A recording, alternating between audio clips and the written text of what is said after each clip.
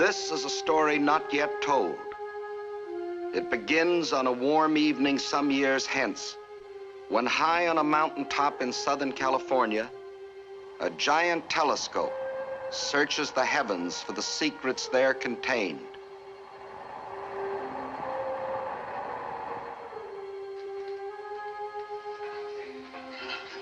You can't see it with the naked eye, but the micrometer shows it clearly. There's no question of the change in altitude. Dr. Mercer.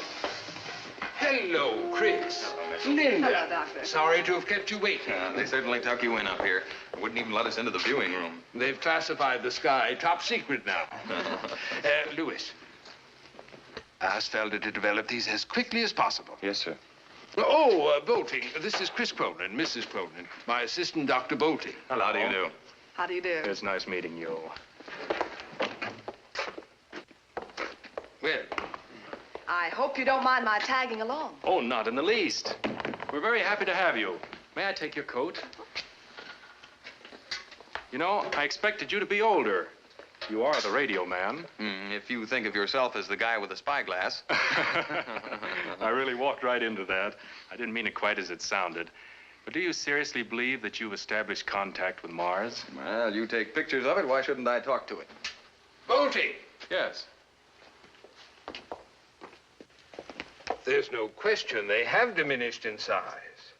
There's no knowing what tonight's pictures may show. We may learn more about Mars in the next few minutes. So that's the baby in person. It's so clear, it's unbelievable. This is the first picture. We took it a week ago tonight. See, here are the indentations I told you about. They couldn't be plainer. And all going from north to south. What are they? Canals, what else? Traversing the entire planet. And these big shadows, here and here. Now you know how New York or Chicago would look if photographed from Mars. And look at those mountains at the pole. They must be as high as the Rockies. How do you tell they're mountains? There have to be. What else would throw such deep shadows? Dr. Mitchell, what puzzles me is that you've had the giant telescope for years.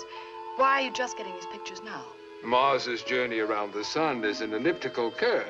Let me show you.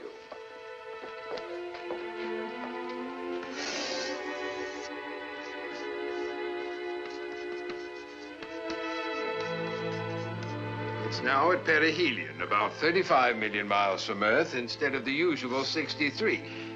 What's this one? Same angle, same exposure 5 nights ago. See any difference? Should I? Well, what have you got? I don't know. I can't believe it.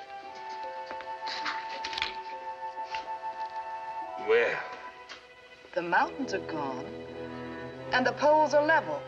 You can't wipe out mountains taller than the Rockies in the space of a week. Bolting. Look at the canals. They're different. Now they reflect light like mirrors. Water reflects light. Well, so does any other. Are you saying you think those pole formations are ice? And that in a week, these Martians have melted ice caps thousands of feet high and used the water to irrigate the planet? Isn't that what the picture says? But that's impossible. There's no way to. Oh, there has to be. Why, they've done it. If we could just once ask them how. I thought you'd already established contact. Oh, it's Mars I'm getting my signal from, right enough, but how do I give that signal meaning? How do I find a means of communication? Come on, Lynn, let's get going. There's still time to send a signal. You're going to broadcast tonight? After seeing these, what do you think? One man who takes pictures, another who believes he can talk over 35 million miles. It's like having a grandstand seat for the creation of the world. Or it's death.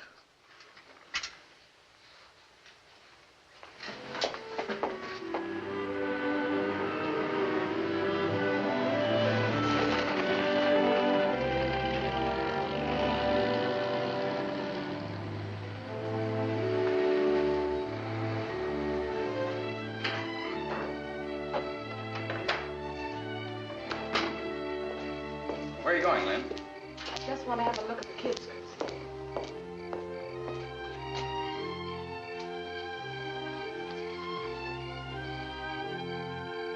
Everything looks peaceful.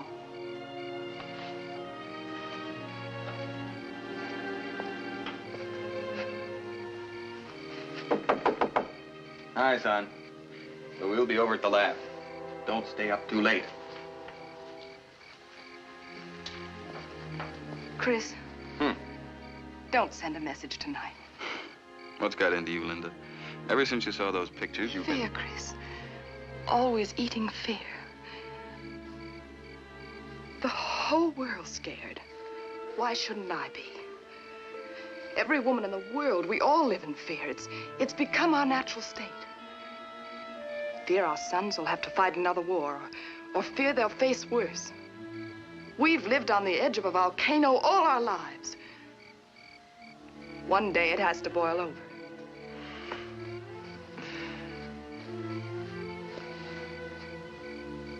Me talking to Mars won't affect Vesuvius, Lynn.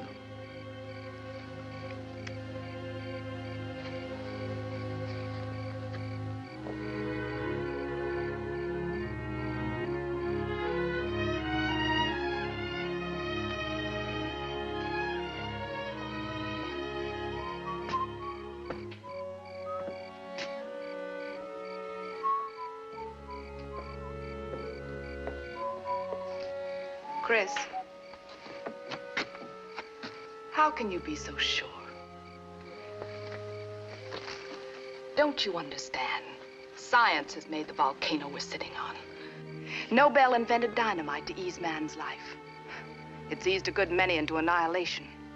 Einstein split the atom to create energy. Is terror energy? Well, that's rubbish, Lynn. Scientifically, we've advanced further in the past 60 years than we have in the previous 2,000. Radio, television, automobile, airplane, atomic fission, jet propulsion. And now, well, you saw those pictures tonight, heard what Mitchell said? If we can once talk to Mars, we may be talking to brains as far ahead of ours as ours are ahead of monkeys. In one moment, we may be able to leap ahead another 2,000 years.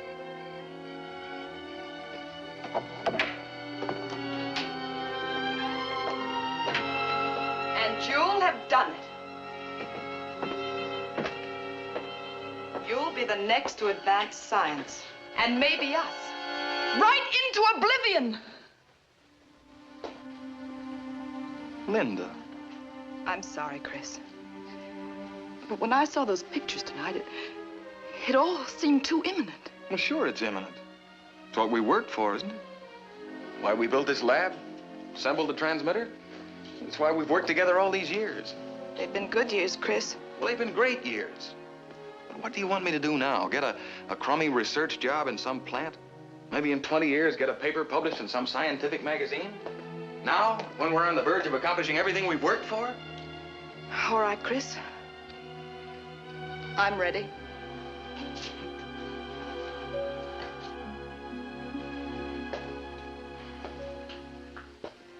What do I say? That if I thought anything we're doing could boomerang against you or the kids, I'd blow up the whole works? You know that. But it can't hurt anyone. Whatever's been done, we've done together, Linda. Well, I don't believe harm can come from anything those hands have had a part in, that's all. All right, Chris. Let's go. Who am I to stand in the way of science?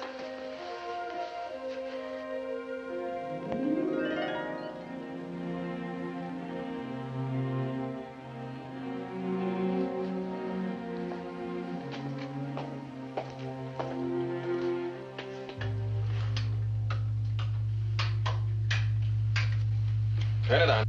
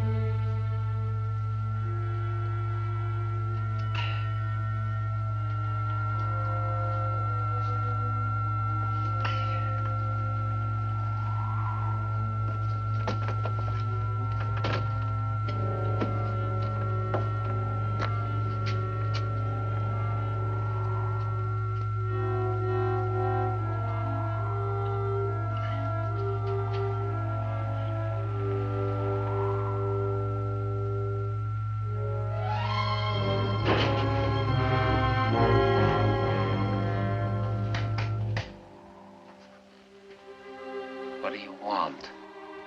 How did you get here? How did you track me down? Get out! Stop acting like a fool. Get out of here! I told you not to follow me.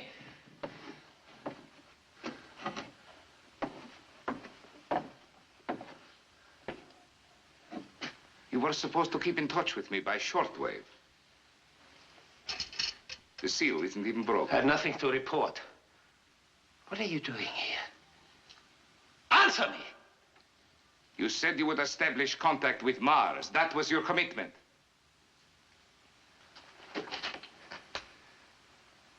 I'm trying. We are not paying you to try, Mr. Calder. We expect results. And you might have had results if you had done as I asked. Conduct your experiments at our laboratories at Berezovo, where we could have supplied you with skilled assistance. Instead of which you buried yourself here in the Andes, alone. No one to assist you. You mean no one to watch over me? Thank you. I've had one taste of jail. I don't know why you complain. We extricated you. We helped you. We want scientists of your caliber, Mr. Calder. We treat them well when they serve us. Serve? Are you talking to me? I don't owe you anything. You owe us your freedom. It was the Americans who threw you into jail and our men who helped you to escape. Not to mention all this equipment which you have piled up. This was an investment. Now we demand an accounting. I'm not a bookkeeper. We don't make investments with no returns. You know our policy. Are you trying to frighten me? We had an agreement. It is my responsibility to see that it is carried out. You're threatening me with extermination, huh? Is that the policy you refer to? You find the idea amusing? Highly. You won't harm me. You need me. Think they have humbled me, huh? Bringing me, Franz Calder, to this. Cringing, hiding. Just another rat in his hole. But all this won't last. The rat will come out, and then the world will listen.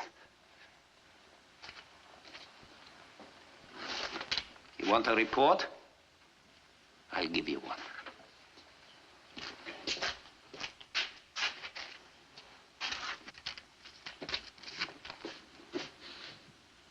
You can tell your masters that I've failed in my experiments. I've not been able to establish contact with Mars. Their money's been wasted. It is not a report they will appreciate. Still, they won't exterminate me. Of that, I wouldn't be too sure. Because you can also tell them that the Americans who stole my valve have succeeded. They have established contact with the Red Planet. Wait outside.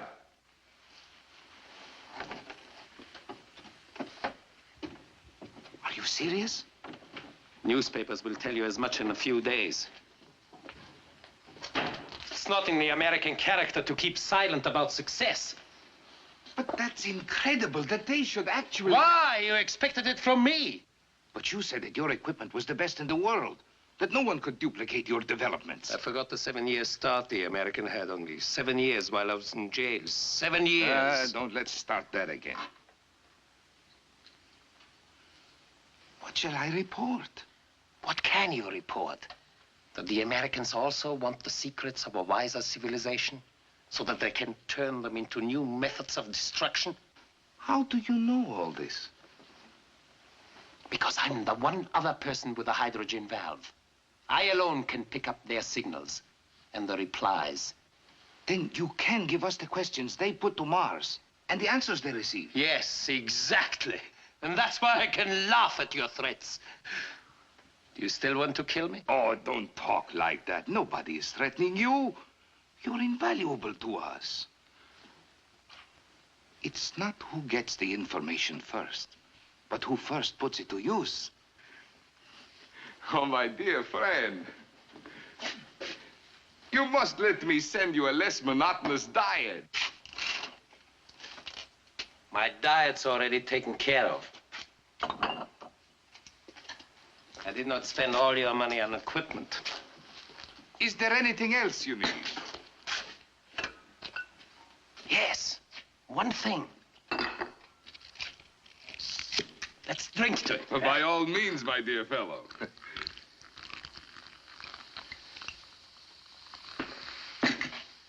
What is it? Your absence.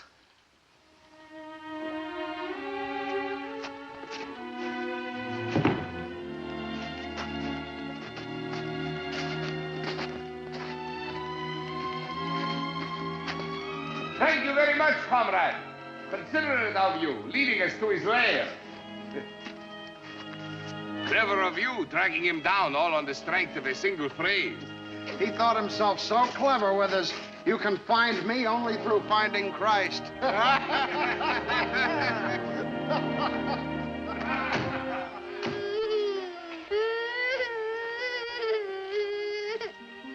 You dropped your bunny rabbit.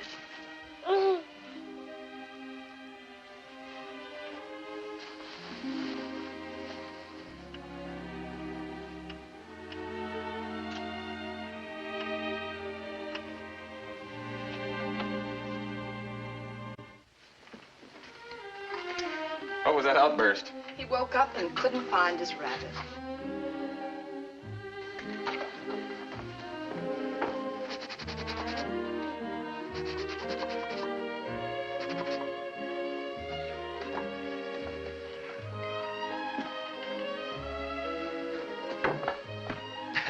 Thanks. I guess I better get the... Here's your carbona.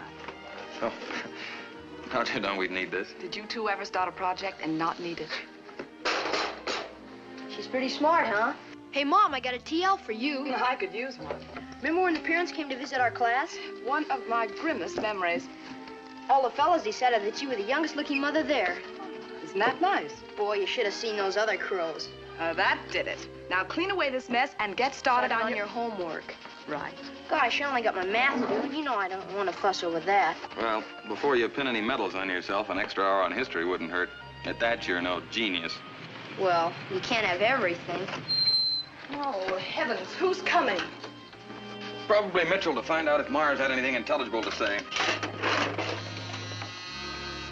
I'll get it.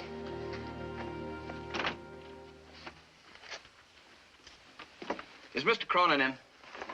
I'm Cronin. I'm Bill Carey.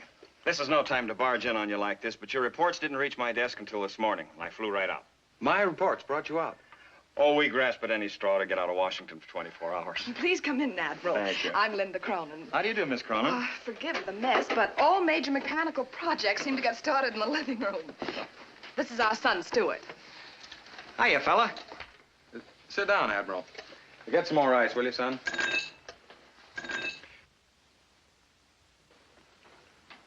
Stewart, you will have a drink, won't you?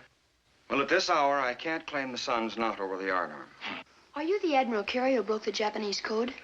My one claim to fame. But confidentially, wasn't a very good code. Come on, Stu. Oh, you don't know how glad I am to see you. We didn't know if you'd even bother with our show here.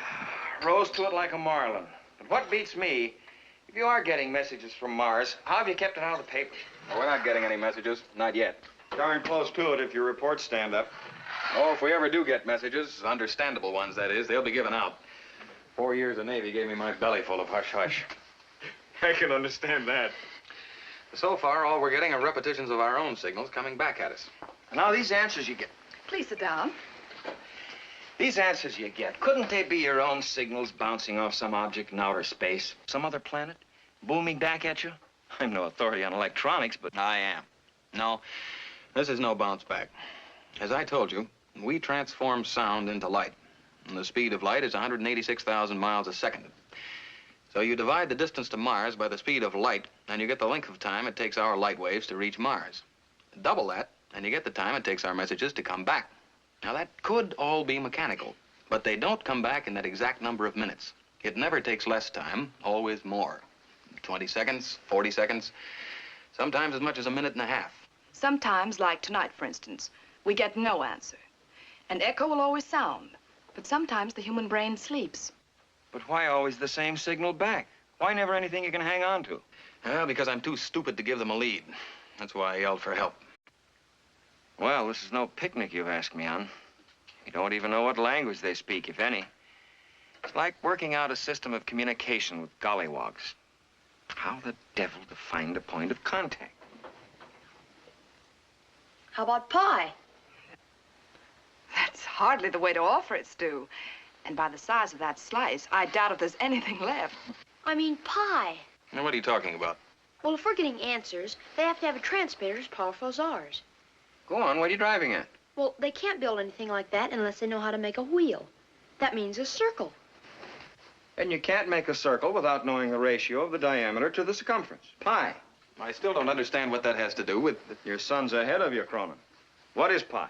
3.1416, as I remember. Roughly. That's it, roughly. Actually, it's 3.141592 and so on, an infinite number of decimals. Well, so what? We broadcast 3.1416 to Mars, and what can they answer? Nothing. But they must be trying as hard to talk to you as you're straining to talk to them. All they're looking for is an opening. So, you don't broadcast 31416. You broadcast 31415. And if they understand, they continue the equation. Right. Where'd you get that idea, son? Biting into this. Come on, let's get over to the lab and try it on right now.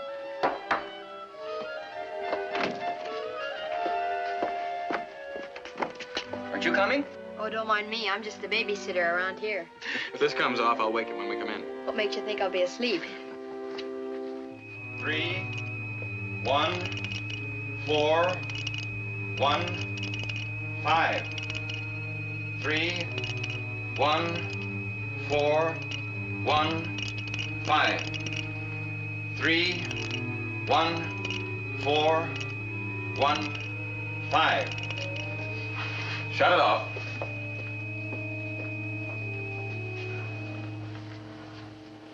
What do we do now? The blasted waiting's always the worst part. How long? 3 minutes, 8 seconds each way. 6 minutes, 16 seconds all told. Plus the time it takes them to answer, if they answer. You know, this is going to be the longest 6 1/4 minutes I ever spent. You light that pipe, Admiral, and if Chris's hydrogen doesn't blow you up, he will. Always the danger of a leak and no way of telling it. Hydrogen's odorless. I told you I was no authority on electronics. What's the hydrogen for? Well, the hydrogen sufficiently pressurized can be brought down to a temperature of about 451 degrees below zero. And nobody knows why, but sound waves can be picked up at that temperature that would be otherwise completely inaudible. And now certain minerals also have incredible acoustic properties. Quartz, for instance. Now, that's what this valve is made of. And we warp it with a pressurized hydrogen. It gives us the energy for a power transmission 1,000 times greater than any sound transmitter ever conceived. There it is. The red planet Mars. For over 2,000 years, the symbol for war.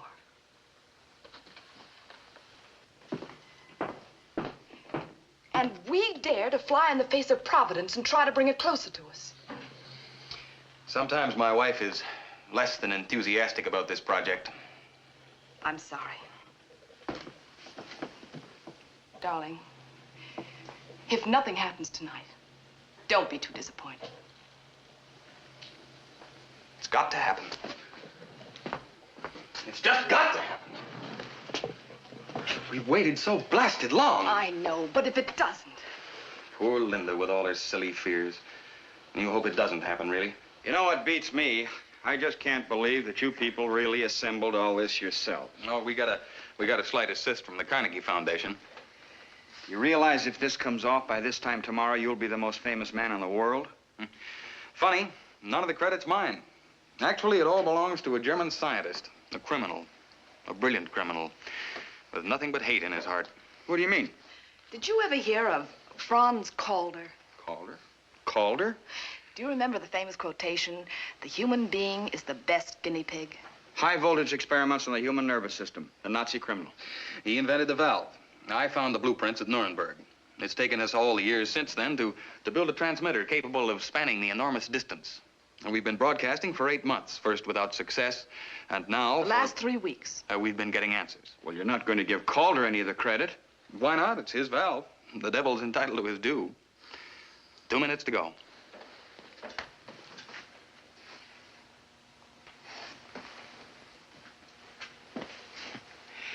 I wonder what kind of a world we're opening the door on.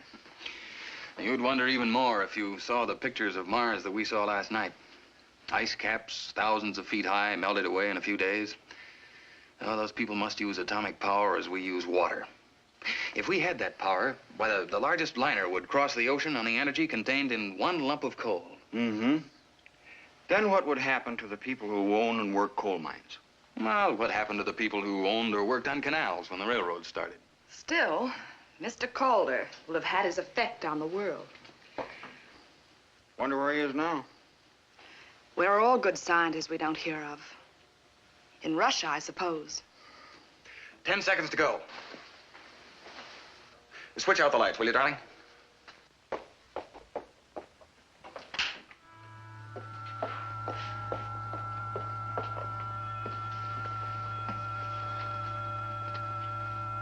Three, 1, 4, 1,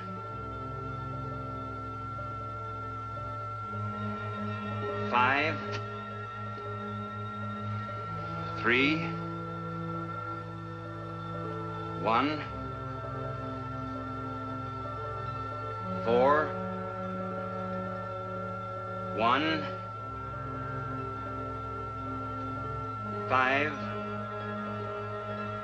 3, 1, 4, 1, 5. Our own signal back, the same blasted story. Chris, look! 9, 2.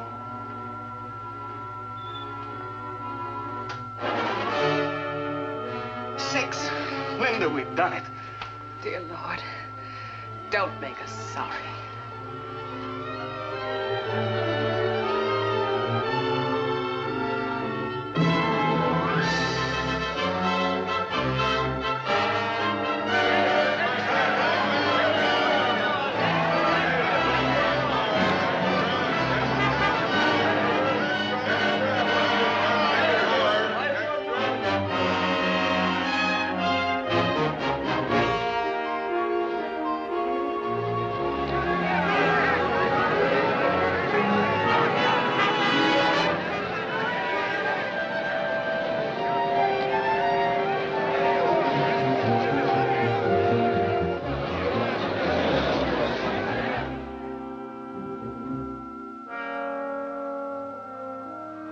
So far, Cronin is sticking to the establishment of mathematical and chemical formulas. Very ingenious. We're able to frame a few questions. I read all that in the papers. What about you? Have you contacted Mars yourself? You're a fool, Eugenian. If I can read their messages, they can read mine. Why should I let them know that they have competition? Huh? And so, what only 2 weeks ago was a secluded laboratory in the San Diego mountains has become the new center of the world. Scientists, code experts, newsmen, all concentrated on only one thing: the first concrete word from Mars. Ladies and gentlemen, step right up closer. I want to introduce you to the keyhole of Mars. Now, I have the only authentic, genuine picture of the planet Mars. What a thrill. What a folks. To send home to those people. All right, folks. Come on, folks. Get moving, please. Come home, folks, to planet Mars. They're educational and constructive. Hi, Doc.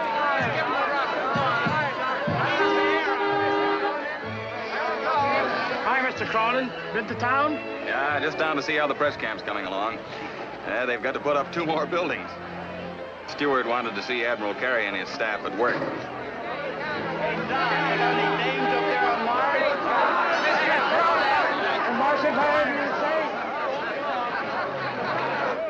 Итак, всего неделю тому назад еще никому неизвестный молодой американский ученый по фамилии Христофор Кронин, живущий и работающий в своей лаборатории близ города Сан-Диего в Калифорнии, стал центром внимания всего цивилизованного мира.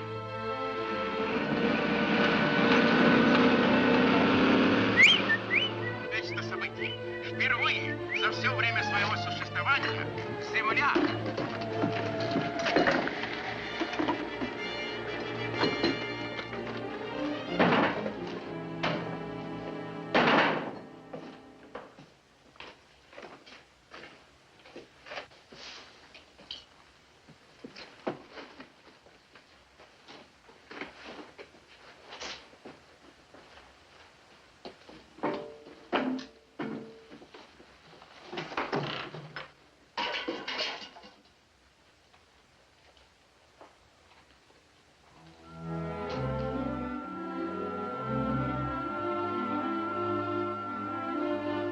And so the weeks of preparatory work are over.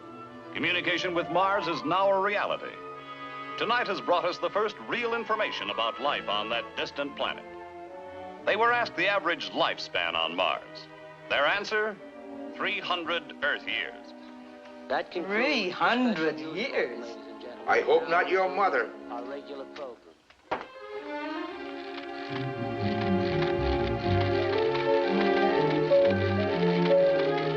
Pensions for 235 years. Who's going to pay them?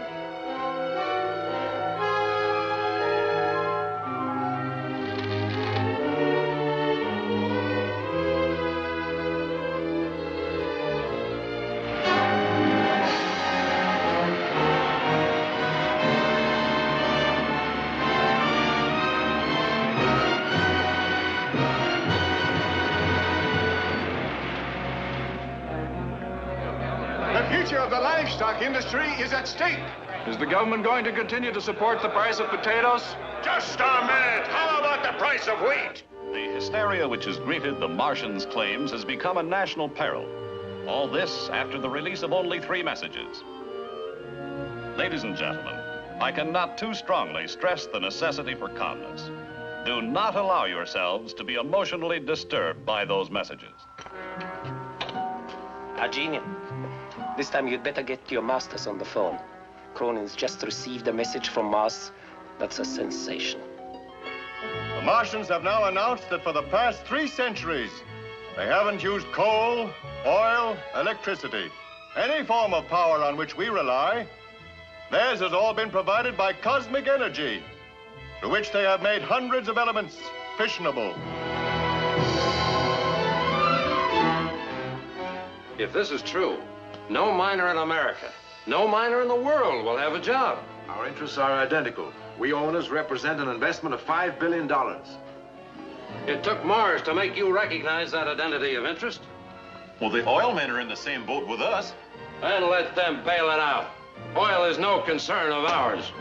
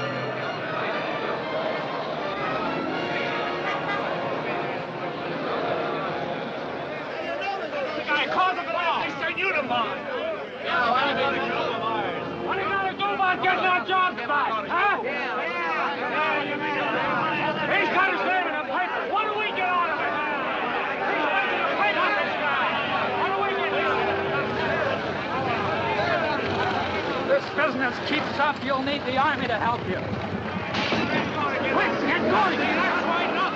Get out of it!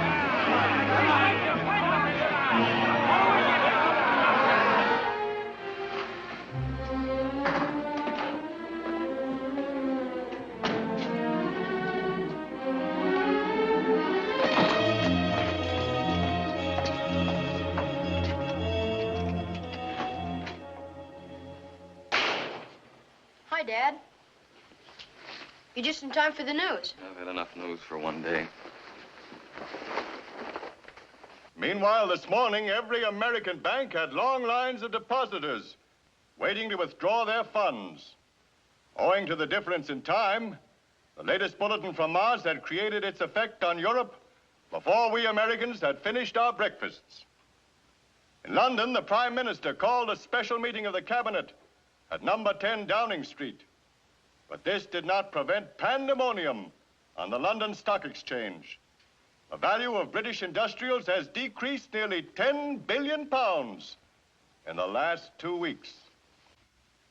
In Paris, the third government in 2 weeks failed of a vote of confidence.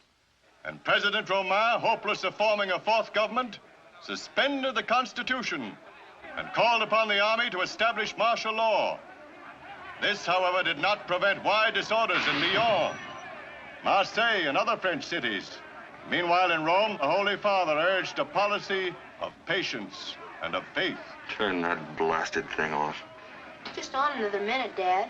But in Milan and Genoa, there was widespread rioting. Turn it off, I said.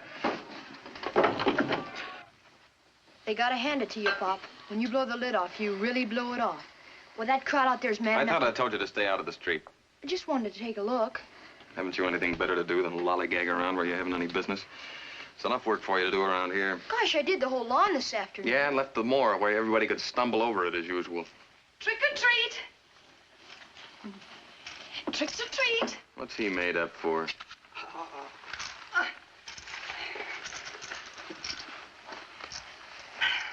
Halloween, remember? And children like to go out and play trick or treat. That is, children who can get out of the house, too. And little boys who can't. They still like the fun of getting dressed up. You look scrumptious, son. See? Bottle tops. Trick or treat? Next year, we'll go trick or treat. How'll that be? On your way, boys. And hands washed. Stu, will you see that he's polished up? Oh, Mom, again? Please. Be a good boy. I'll be in a minute, dear.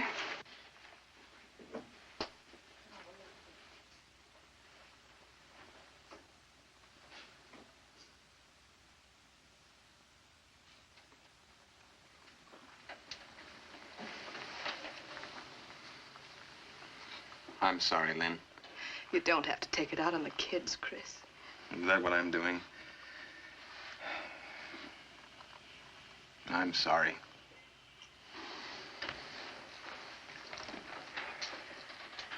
Where are you going? The lab. Gary's ordered some new gadget installed. Mom, come here quick. Roger's splashing water all over. Hurry.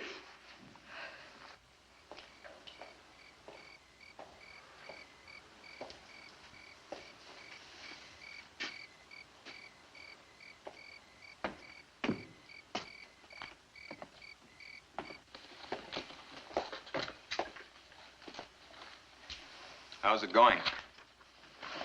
Oh, evening, sir. Quite an installation you're getting here. What is it? That's the latest thing. We've only installed one other like it. That was in the Pentagon. It's an improvement on the cathode ray oscillograph. As soon as we get it wired up, then we're putting it outside in a cement vault. It'll take down your messages right off the transmitter. It records them on film. Go ahead, light it. Huh? Be interesting to see if the place really would blow up.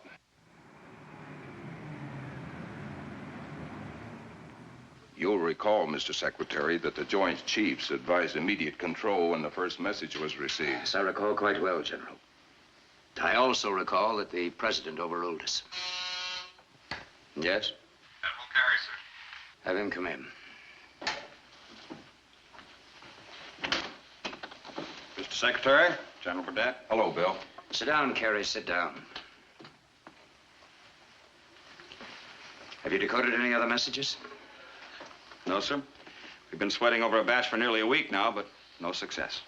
Thank heaven for that. We're closing down that decoding room out in California. But messages are still coming in, sir. Well, they'll be microwaved here as fast as they come in. And they're not getting outside this building. Your whole staff's coming back today. Nothing is to be released to the public. Nothing. You understand, gentlemen? Nothing.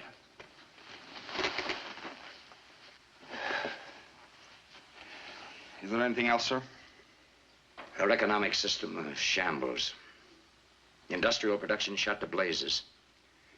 Our entire civilization collapsing about our heads like a house of cards. And the whole Western world going down with us. This Cronin has done more to smash the democratic world in the last 4 weeks than the Russians have been able to do in 11 years. I can hear the laughter in Moscow now. No, Admiral, no. There is nothing more.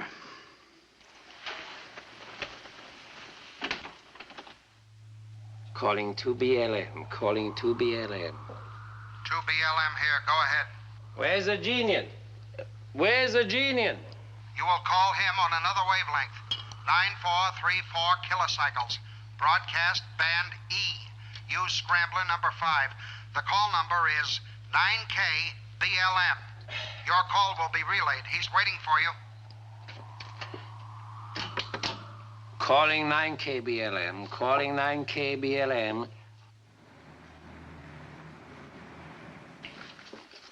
Товарищ дежурный, передайте товарищу Арджиньяну, что Кольдер его вызывает. Слушай.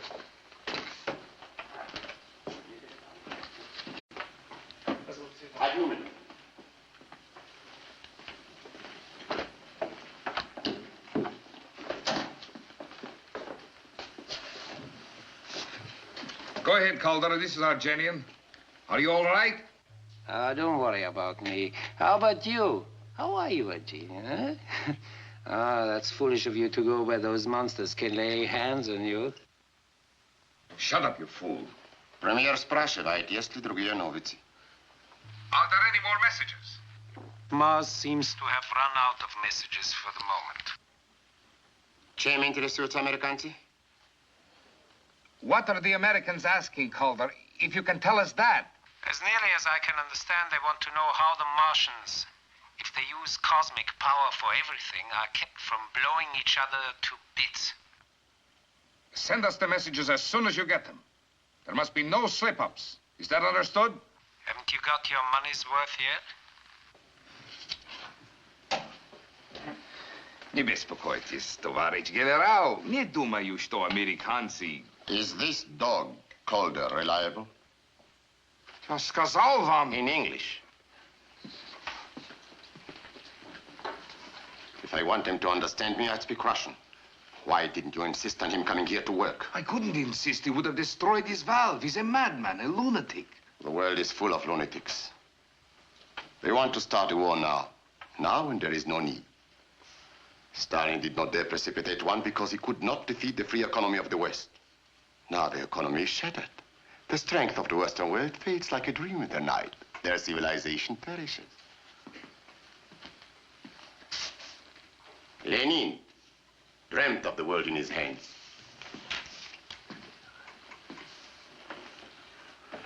Stalin tried to get it in his.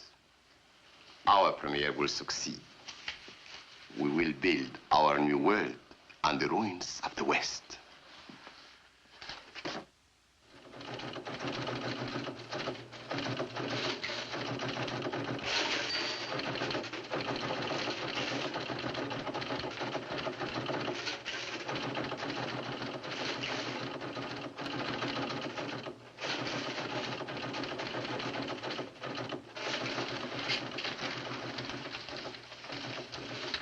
Dr. Stokes. Yes. Yours is identical with Robert's translation. It can't mean anything else. How do you explain it? I don't even try. All the other messages deal with such abstruse scientific data that we can't make any headway. Then out of the blue, this. Why, it's... It's inspiring, Admiral, if nothing else. Get me the Secretary of Defense. He's at the White House, sir. Prepare a memorandum to him. Aye, aye, sir. Eyes only. Eyes only. We can't risk the Russians decoding those messages. I certainly don't want war.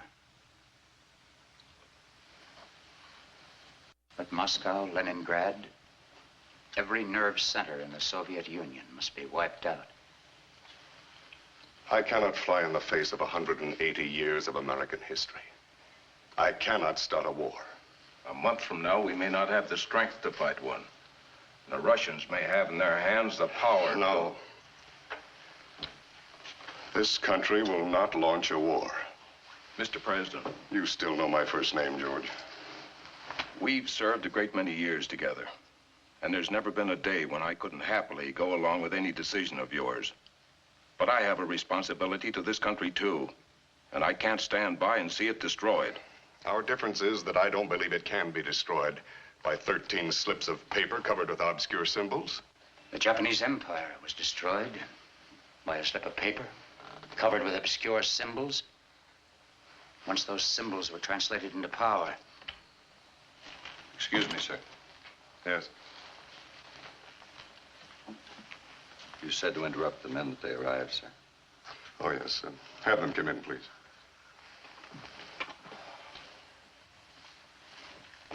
Won't you come in, please? How do you do, Mrs. Cronin? How do you do, Mr. President?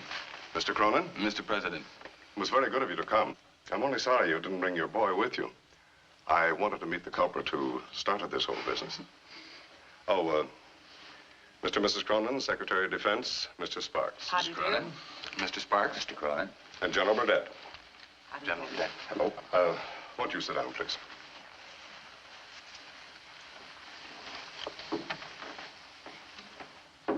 I'm not going to drag this out, Cronin. I'm afraid I've got to break your heart. You made a pretty fair start on that, Mr. President, when you pulled Kerry back to Washington, clamped this censorship on us. Have any further messages been decoded, or aren't we allowed to know? There have been no further decodings. And now there will be no further messages to decode. You must shut down your transmitter. Shut it down. You're not serious. I've got to clamp the lid on this business. Stop these communications. Well, I suppose that lies within your power, Mr. President. You can declare a national emergency. I don't have to declare it. It's here, and not merely national. You've shattered the economy of the civilized world. I'm not interested in economics, Mr. Secretary. Who makes or who loses money doesn't seem as important to me as the chance to advance civilization 1,000 years in one jump. Our job isn't the advancement of civilization. It's to preserve the country handed down to us. If we believed that, every scientist from Franklin to Edison would have been suppressed. Gentlemen, gentlemen. I'm sorry, Mr. President. If you order it, sir, of course I'll have to shut my transmitter down. But I'll never do it of my own volition. Even though it threatens national security?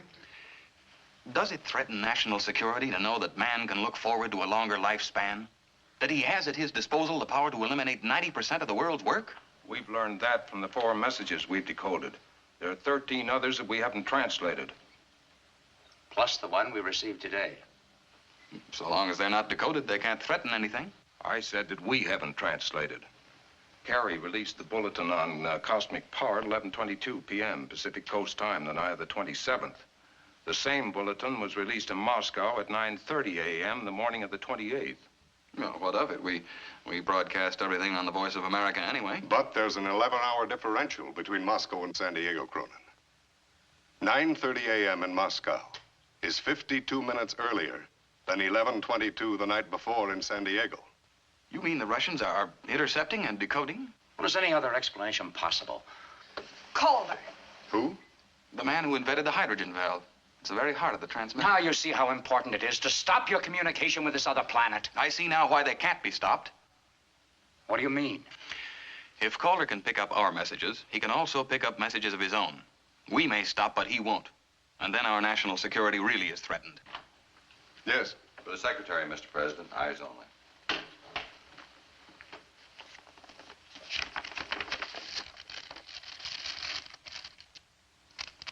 What's a note from Admiral Carey? They've decoded another message, today's. Carey's outside now, Mr. President. Have him come in, please. Admiral Carey? Come in, Admiral, come in. You'll forgive me, Mr. President, but the Secretary left orders that no matter where Have you got another message? Yes, we've got one. Oh, may I, sir? I think he's entitled to that.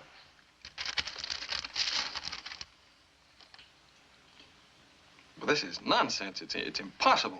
What is it, Cronin? You remember, sir, we asked them how, with their free use of cosmic energy, they were prevented from blowing each other off the face of the map. If they have an answer to that, I'll welcome it. Well, according to this, they submitted the question to their supreme leader. You say spiritual, Bill. I'm not sure it shouldn't be something even stronger. Godlike was Dr. Stokes' translation. What is the message, Chris? You have been given knowledge and have used it for destruction. 7 lifetimes ago, you were told to love goodness and hate evil. Why have you denied the truth? The Sermon on the Mount. On Mars. But don't talk nonsense, Linda. Love goodness and hate evil? What else would you call it? I don't understand it. I don't either, Chris. But I'm glad we installed the oscillograph, because once the messages are recorded on film, no one can accuse us of garbling them. Well, Mr. President, I said I'd never voluntarily suppress a message. But I was wrong. This one can't go out. Why not? Well, it doesn't make sense. It's not scientific. Oh, maybe it's the one scientific truth we've forgotten. You mean you take this message seriously? We took the other seriously, didn't we? If we were right to release one message, we must release this too. Mr. President, you know the panic those other messages have caused. Loose a wave of religious hysteria on top of it, and every crackpot and his brother will be lecturing on street corners. Mr. President, you're worried about national security. Is there one word in that message that threatens our security or anyone else's? And solution, there was none. Save in the rule of Christ alone.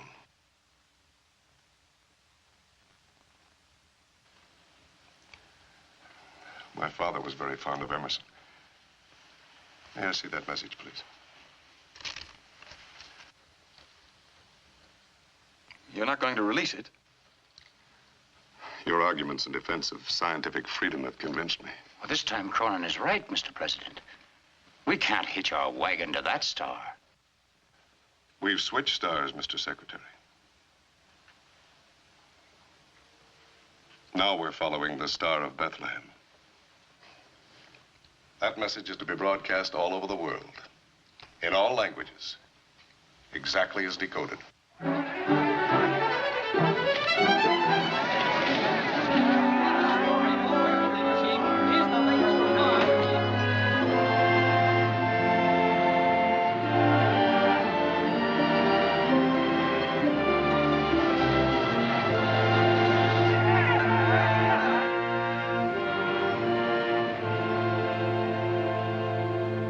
Die letzte Mars-Sendung hat keine weitere Erklärung. Wir wissen nur, dass wir es mit einer Person von höchster Wichtigkeit zu tun haben. Полученная сейчас радиопередача с Марса пока не может быть полностью расшифрована. Единственное, что понятно в настоящий момент, это следующее. Исходит это сообщение от таинственного лица, которое марсиане называют высшее существо. Слушайте, что произнесло это лицо. Yes, yes, Calder, I heard you. But what does it mean? Why ask me? I'm an expert on electronics, not religious movements. Are there any other messages? Questions by the thousands. There are no answers. Bother the questions. Let us know when they answer.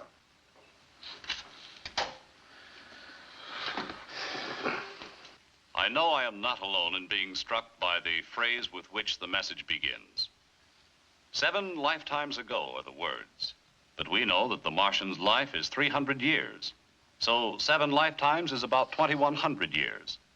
Or, as near as one could ask, to the era in which the carpenter of Nazareth went forth to preach his message.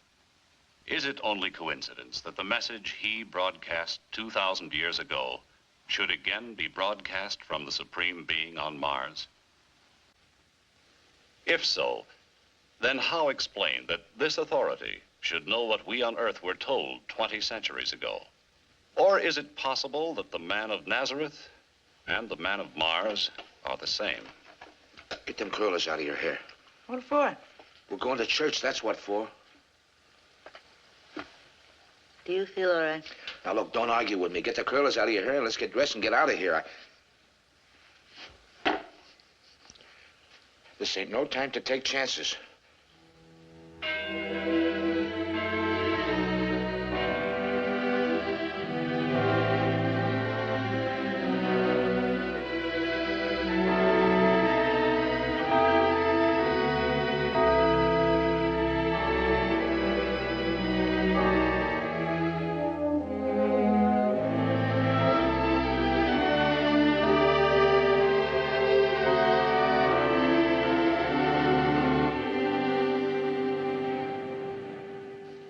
has brought hope when we had lost all hope.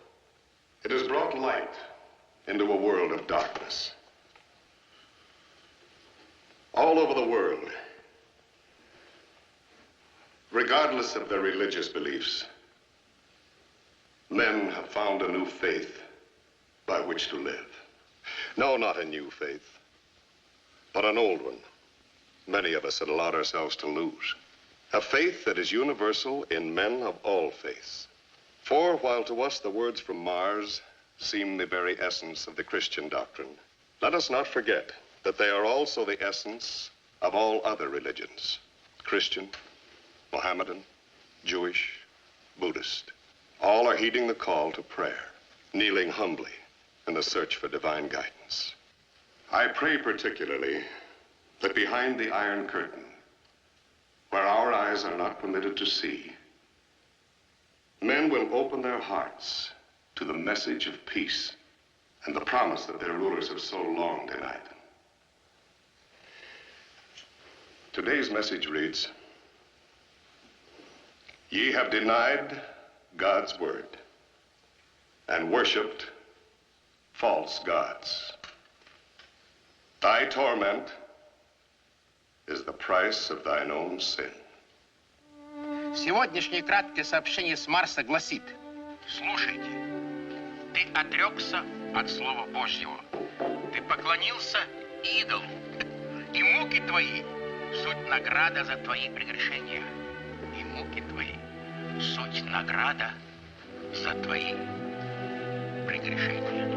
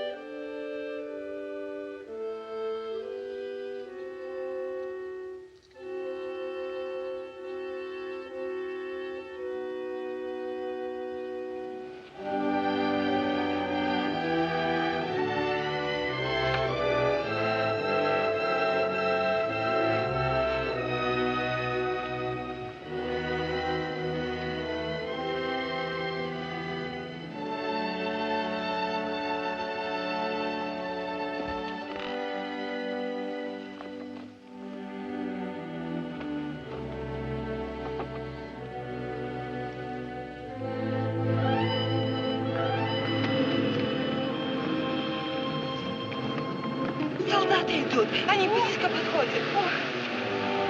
Стой! Стоп! Кулаки! Разгонись по домам! Слушай команду! Я вас всех перебью!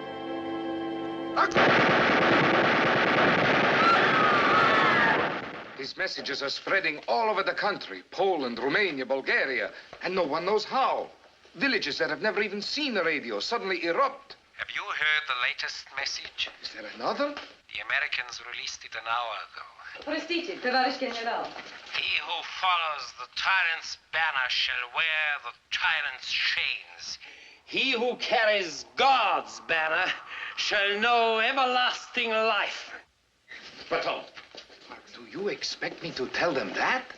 What you tell them is no concern of mine.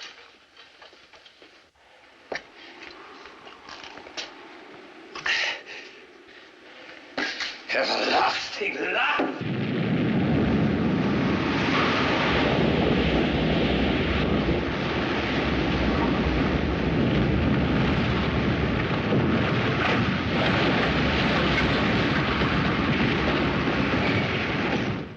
Hello, Calder.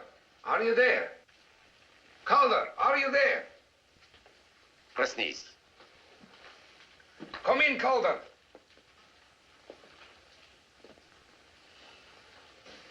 He doesn't answer. Comrade General, I would not suggest... Suggest what? These uprisings, is it possible that... It is possible that another mass transplantation of population may be necessary. We have fostered a famine 30 years ago. We shall foster another. Let 20 or 30 millions of this shift die, and see how long the religious faith lives. But if the messages continue? We have found a religious revival necessary to get them to fight the Germans. We will have another, and they will fight the West.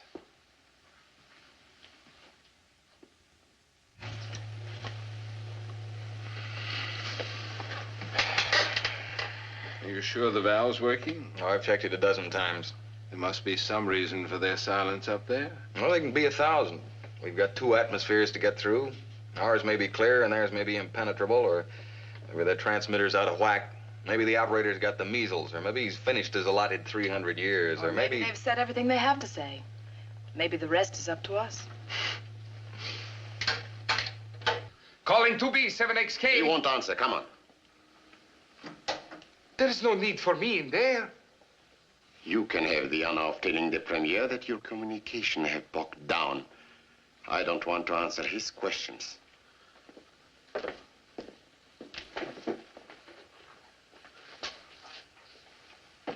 Нашли этого Калдера? Нет, контакта с Калдру. Это что же, господин Арджиниан? Правда? Простите, товарищ премьер.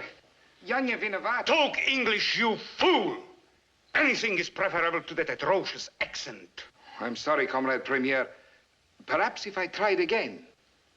Has the Patriarch arrived yet? Никак нет. Go to the airport.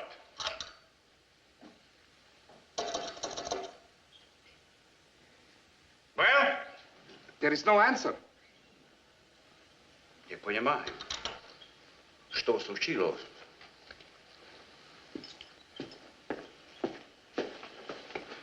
Comrade Premier, if I may suggest, the transmitter, we could contact the airport with it. Hurry!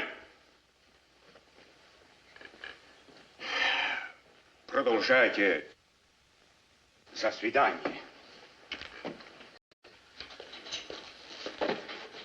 Никто не отвечает. Ну что же? We are trying. Что случилось там? Что тут делать? Look! The lights are still on out there. Товарищ премьер. Singing.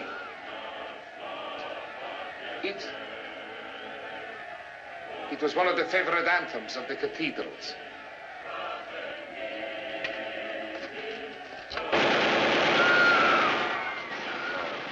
That will silence their hymns. What do these superstitious peasants think they can accomplish against our guns?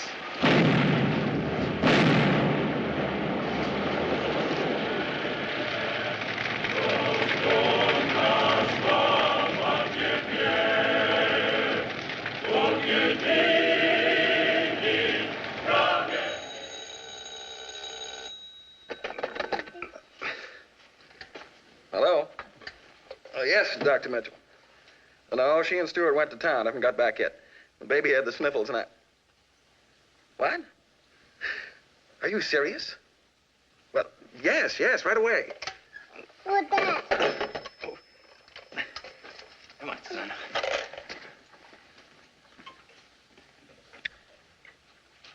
The first program ever to be televised to the Western world from Russia. Ladies and gentlemen, the British ambassador to Moscow.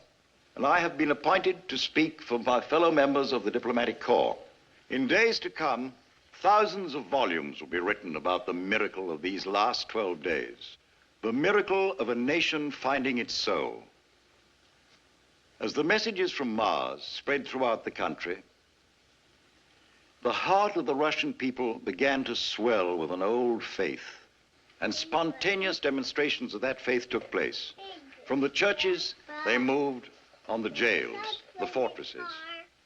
And here in Moscow, the arrival yesterday of the Patriarch of the Russian Orthodox Church provided the tinder that burned down the Soviet edifice.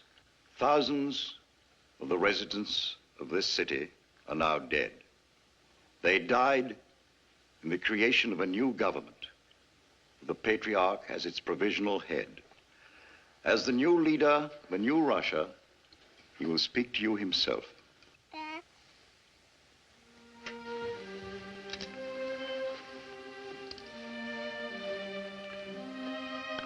This morning, our armies in occupation of other lands have been recalled to our own soil. We have thrown off our chain of 40 years of bondage. We now free our neighbors of theirs. This is the first act of our new government. The second is the reopening of our churches so that our people may worship God in freedom and in accord with their own conscience. The bells of those churches now speak for us. They speak only what is in our hearts. The prayer that all men can henceforth live in peace. I wish you were a little older, son. I wish you could remember this.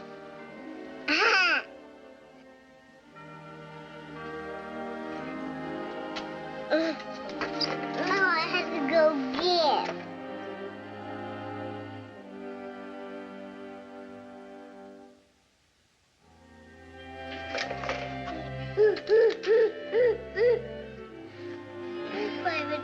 Oh, we're famous people, son, your mother and I. Names in the papers, decorations, scientific awards. You know what's really important? You. You're our immortality. You and your brother, the kids you'll have, and the lives you'll lead. You're the blessed generation. Chris, have you heard the news? Mitchell called me. I couldn't believe it. I heard it on the car radio. Chris, you should see that crowd. You should see their faces. And I didn't want the religious messages released. Dad, the Russians on the radio. Saffron cow.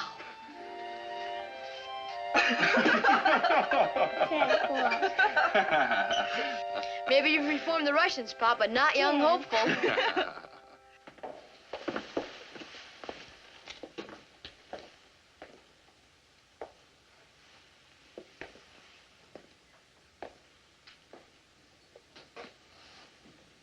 Lynn, Yes? suppose it's over. Communications, I mean. Suppose we never make it again. There's nothing wrong with the transmitter. Atmospheric conditions won't explain it either. No matter how bad they are, we'd pick up something. Would it really matter? We talk of their older civilization, and what have they given us? Nothing we couldn't have had all along. Prayers were given us long before wireless. Good evening, Mr. Cronin. Who are you? How'd you get in here? My credentials.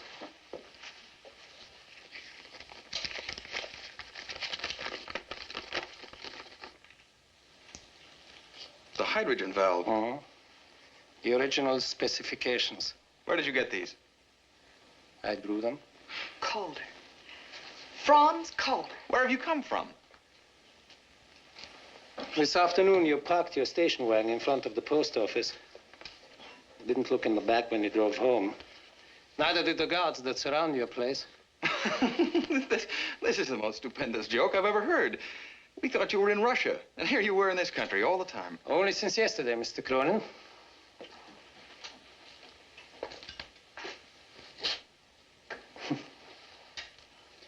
It wasn't exactly a triumphant entry.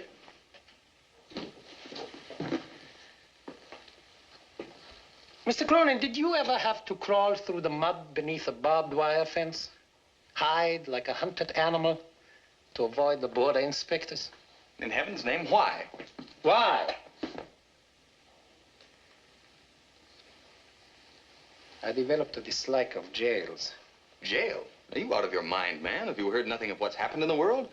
In spite of your record, there'd have been an open door for the inventor of the hydrogen valve. Which you stole. Well, don't talk nonsense. Your specifications became government property. Anyone had a right to use them. That's a matter of opinion. Don't worry, Mr. Calder. Chris has given you credit for everything that belongs to you. Every scientific journal has given you full credit. If you'll forgive me, where I've been, the latest scientific journals were not at hand. I lived in a hut at 11,000 feet in the Andes. An avalanche finished it. But I dug myself out 9 days ago. Well, I'm glad you got out anyway. We're just about to broadcast. You might be interested in You're right. It will amuse me. All set, Lynn? Yes.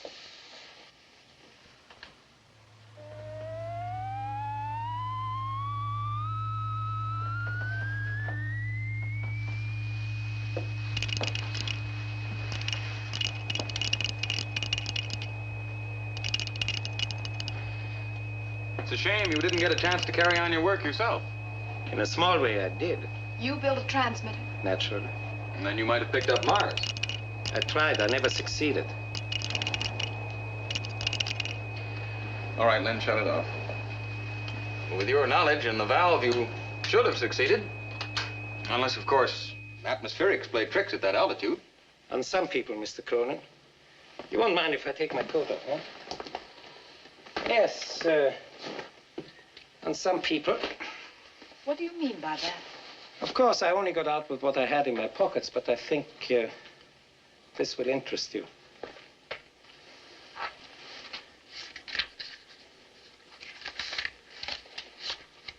There are messages and the replies, all of them. The ones that weren't decoded, too. Then you did pick up Mars. No. How else could you get these? When did you hear from Mars last? 9 days ago, wasn't it? A little after 8 o'clock. Now, you figure the difference in time. And you'll find it was about half an hour before my set was smashed. I don't believe it. How slow you were in thinking up that pi formula. And the creation of a vocabulary. Huh. Aren't you grateful that I made it so easy for you?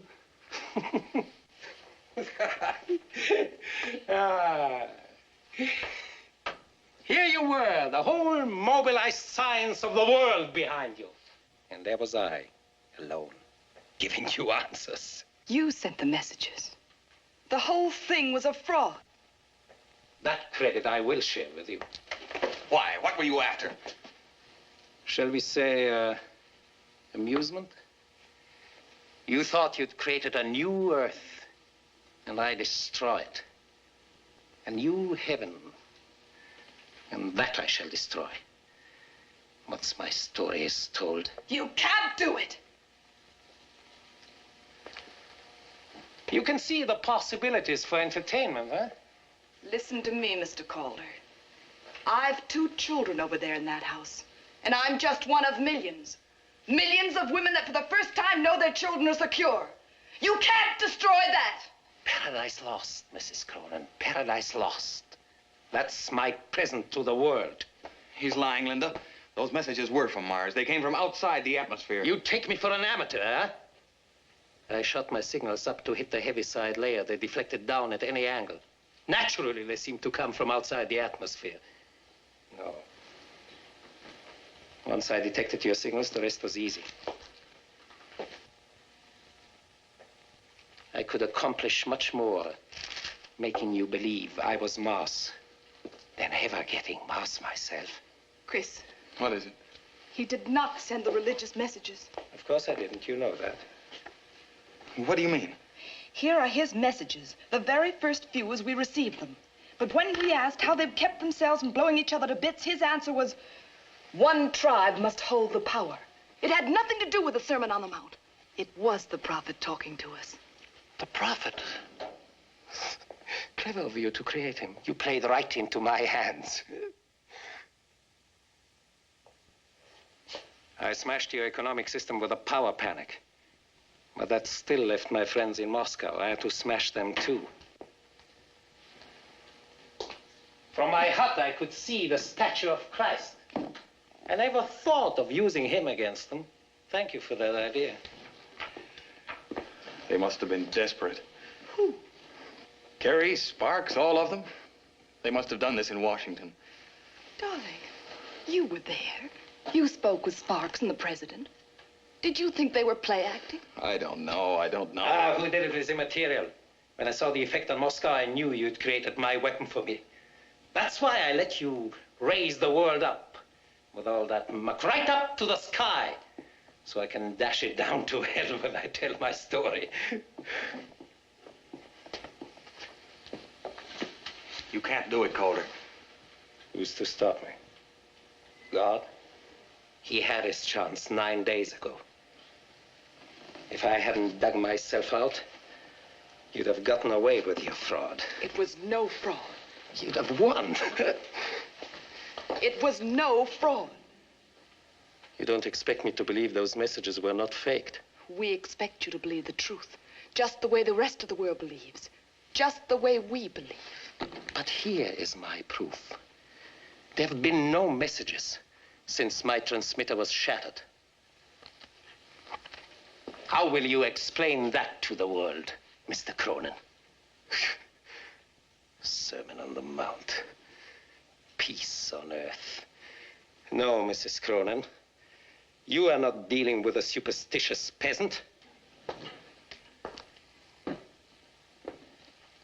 If those first messages were fake, the last were too. The world will believe me, just as your husband believed me. And then you'll all be at each other's throats again. All of you. And I'll have done it. Better to reign in hell than serve in heaven.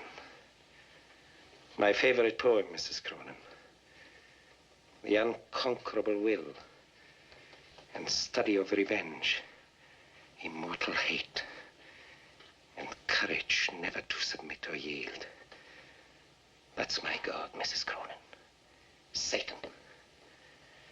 Lucifer's my hero. God beat him. But I'll have beaten God. Nothing will convince you. Nothing.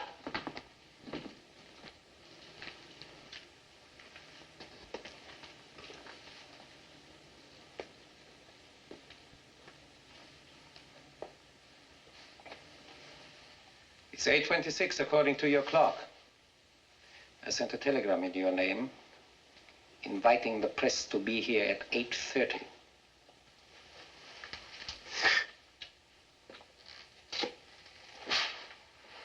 They will only to wait a few minutes before they hear my story.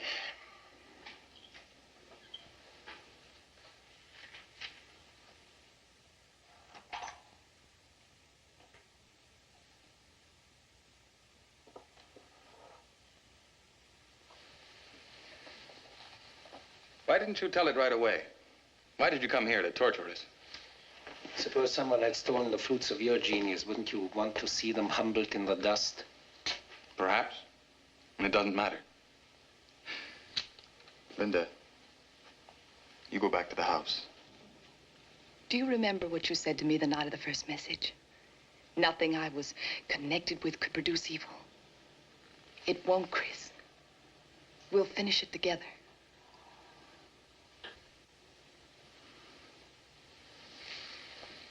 I want you with the boys.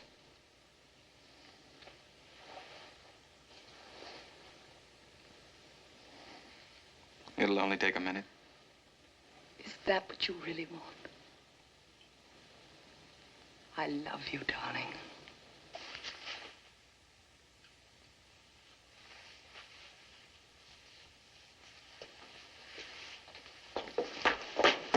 You do think me a fool. You think I let you walk out of here to call those private guards of yours?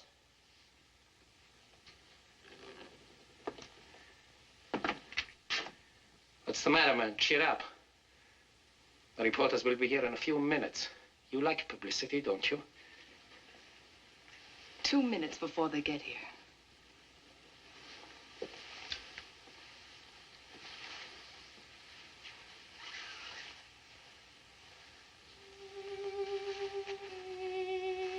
Give me a cigarette, Chris. I can't go through with it, Lynn, not now. The boys are safe. This is their chance. Give me the cigarette.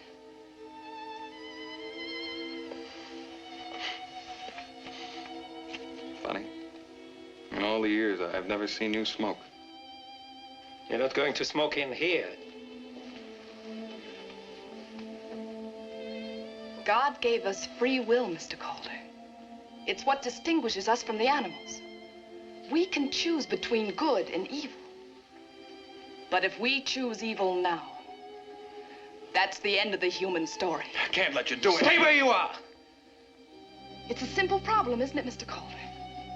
To let you tell your story and risk setting mankind at each other's throats again.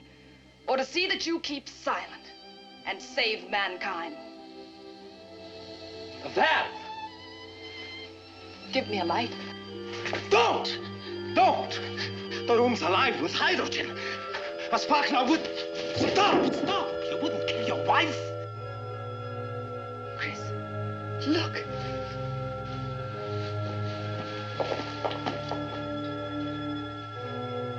Now will you believe? Your set's destroyed. But there's a message coming in. There's your proof.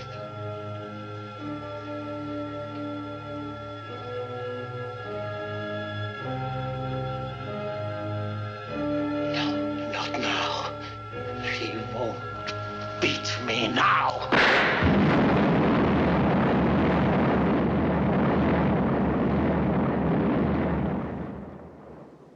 We do not know and never shall what caused the destruction of that laboratory in California. We only know that Chris and Linda Cronin are gone. And that in our time there will be no more messages from Mars. For God in his infinite wisdom has decreed that the revelations which came through them, his servants, were sufficient to fulfill his purpose. At the very moment when they were snatched up in that chariot of fire into the bosom of truth everlasting, a final message was being received. Only the first few words of that message were recorded before the explosion cut it short. Those words were, "Ye have done well, my good." The rest is silence. Silence. No. No, for as I speak, the bells of 1,000,000 churches in every far corner of the earth ring out in salutation to the earth's new day of hope. The voices of the joyful rise in 1,000 hymns. Hymns not of grief, but of thanksgiving. And mankind, kneeling in gratitude for its redemption, prays for the spirit of this man and this woman. Of them, as of no mortals before them, it may be said, the whole earth is their sepulcher. And so the message does not remain unfinished. The miracle we have beheld has cleansed our souls and wiped the scales from our eyes. With the new vision given us, we who are left can complete that message. Ye have done well, good and faithful servants. Enter ye into the joy of your Lord. Thy monument is a world of peace. You're lucky, boys. You're their sons.